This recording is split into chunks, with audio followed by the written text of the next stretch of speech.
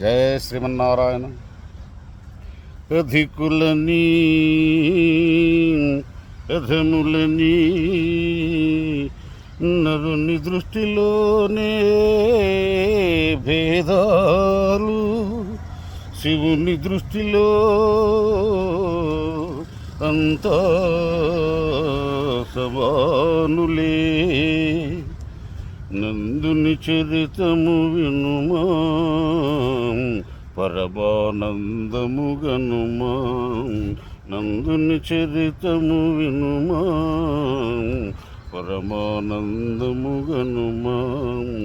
ఆదనూరులో మాలవాడలో పేదవాడుగా జనించి చిదంబరేశుని పదంబుజములే బదిలో నిలిపి కొలిచేను.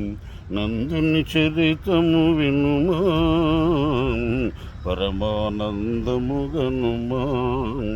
తన యజమాని ఆనతి వేడను, శివుని చూడగా మనసు పడి పొలాల సేద్యం ముగించి రమ్మని గడువే విధించే యజమాని.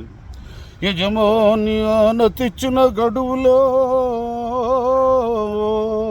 ఏ రీతి పొలము పండించుటో ఎరుగక అలమటించు తన భక్తుని కార్యము ఆ శివుడే నెరవేర్చే.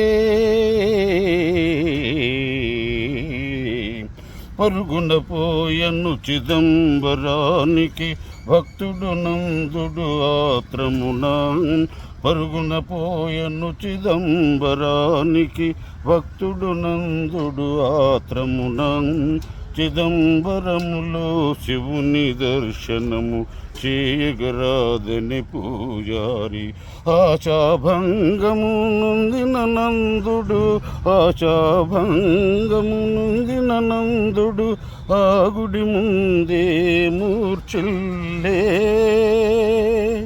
అంతట శివుడే అతనిని బ్రోచి పరంజ్యోతిగా వెలయించే.